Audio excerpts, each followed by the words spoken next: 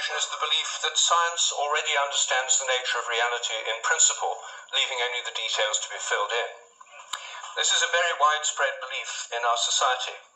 It's the kind of belief system of people who say, I don't believe in God, I believe in science. It's a belief system which has now been spread to the entire world. But there's a conflict in the heart of science between science as a method of inquiry based on reason, evidence, hypothesis, and collective investigation, and science as a belief system or a worldview. And unfortunately, the worldview aspect of science has come to inhibit and constrict the free inquiry, which is the very lifeblood of the scientific endeavor. Since the late 19th century, science has been conducted under the aspect of a belief system or worldview, which is essentially that of materialism, philosophical materialism. And these sciences are now wholly owned subsidiaries of the materialist worldview. I think that as we break out of it, the sciences will be regenerated.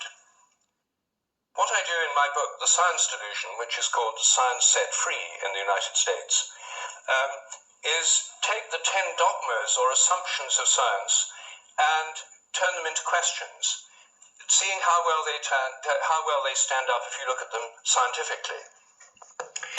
None of them stand up very well. What I'm going to do is first run through what these 10 dogmas are, and then I'll only have time to discuss one or two of them in a bit more detail.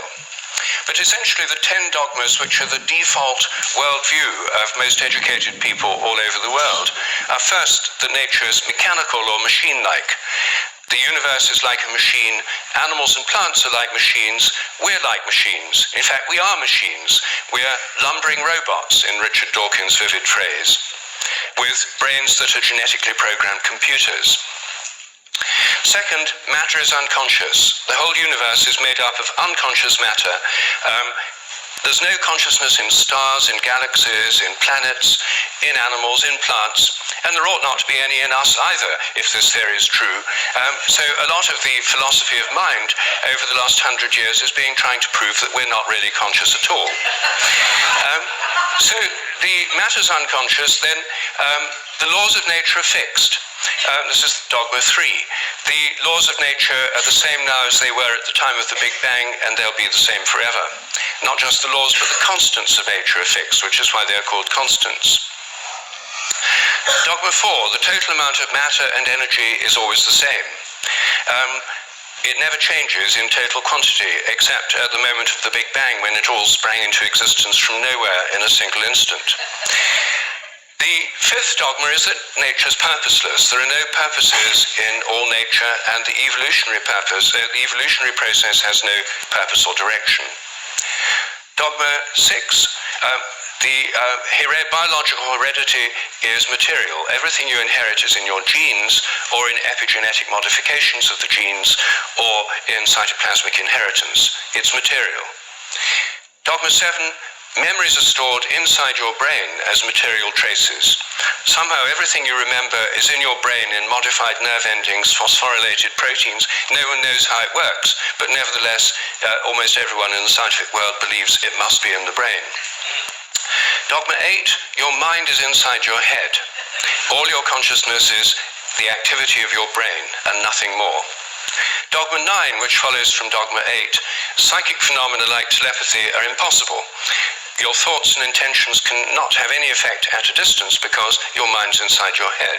Therefore, all the apparent evidence for telepathy and other psychic phenomena is illusory.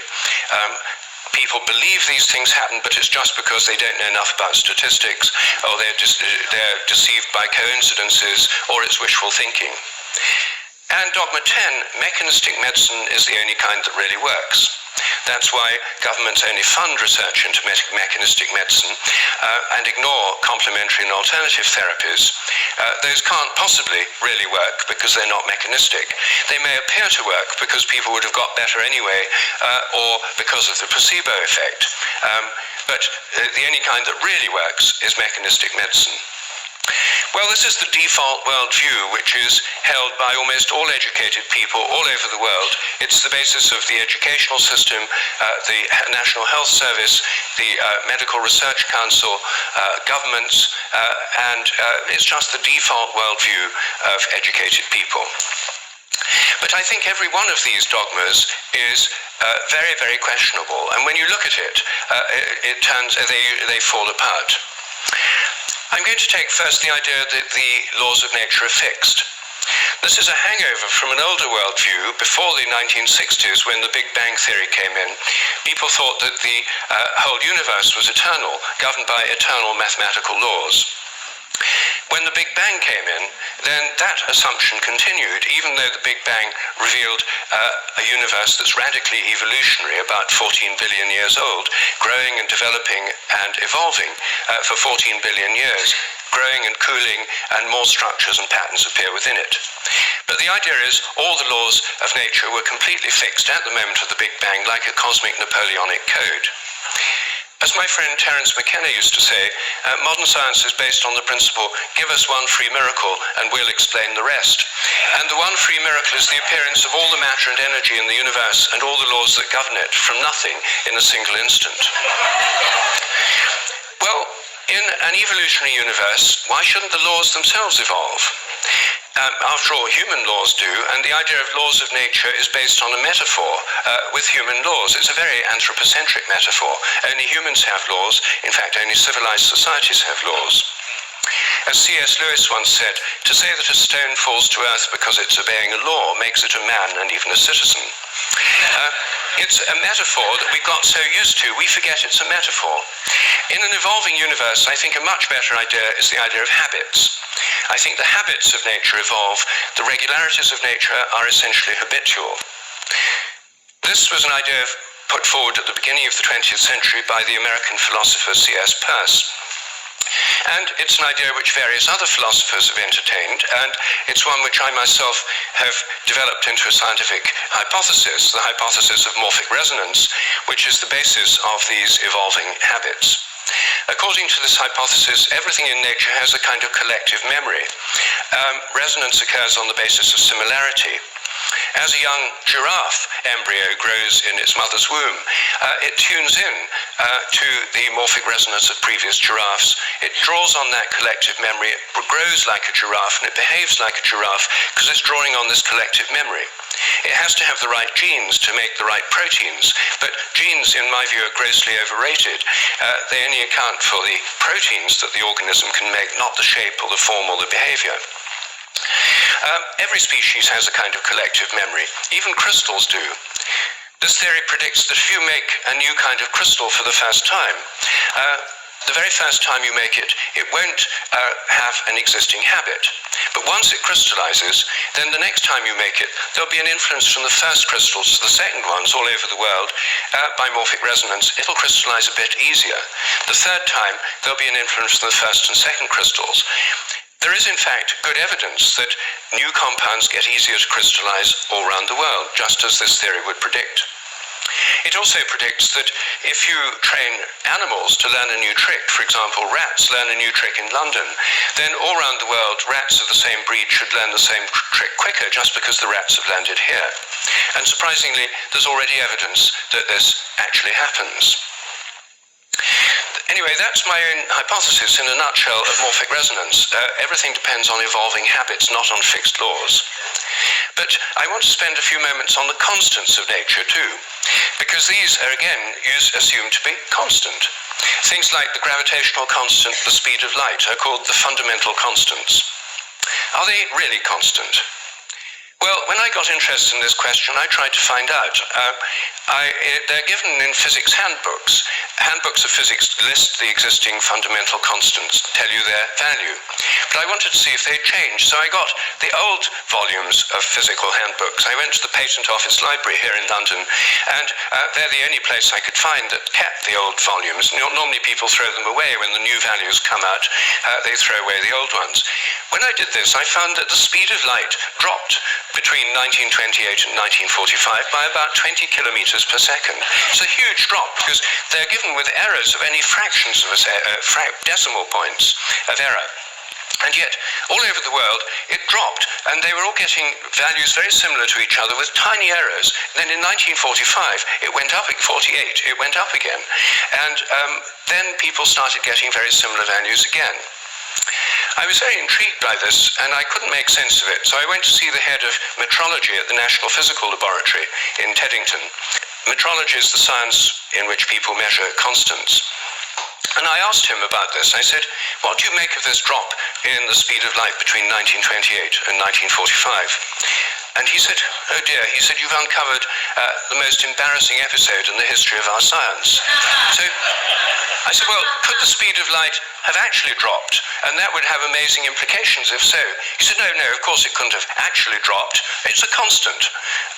So, well then how do you explain the fact everyone was finding it going much slower during that period? Is it because they were fudging their results to get what they thought other people should be getting, and the whole thing was just produced in the minds of physicists? He said, we don't like to use the word fudge. I said, well, what do you prefer?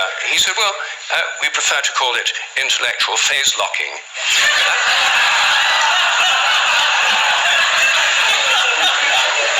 So I said, well, if it was going on then, how can we be so sure it's not going on today? And that the present values are produced by intellectual phase locking. And he said, oh, we know that's not the case. I said, how do we know? He said, we solved the problem. And I said, well, how? He said, well, we fixed the speed of light by definition in 1972. So I said, but it might still change. He said, yes, but we'd never know it because we defined the meter in terms of the speed of light. So the units had changed with it. So he looked very pleased about that. They'd fixed their problem. But I said, well then what about big G, the gravitational constant known in the trade as big G? It's written with a capital G, Newton's universal gravitational constant. That's varied by more than 1.3% in recent years. And it seems to vary from place to place and from time to time. And he said, oh, well, those are just errors. And unfortunately, there are quite big errors with big G. So I said, well, what if it's really changing? I mean, perhaps it is really changing. And then I looked at how they do it. What happens is they measure it in different labs. They get different values on different days, and then they average them. And then other labs around the world do the same, and they come out usually with a rather different average. And then the International Committee on Metrology meets every 10 years or so and average the ones from labs around the world to come up with the value of big G. But what if G were actually fluctuating? What if it changed? And there's already evidence actually that it changes throughout the day and throughout the year. What if the Earth, as it moves through the galactic environment, went through patches of dark matter or other environmental factors that could alter it? Maybe they all change together. What if these errors are going up together and down together?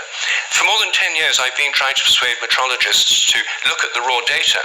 In fact, I'm now trying to persuade them to put it online on the internet with the dates and the actual measurements and see if they're correlated, to see if they're all up at one time, all down at another. If so, they might be fluctuating together, and that would tell us something very, very interesting. But no one has done this. They haven't done it because G is a constant. There's no point looking for changes. You see, here's a very simple example of where a dogmatic assumption actually inhibits inquiry.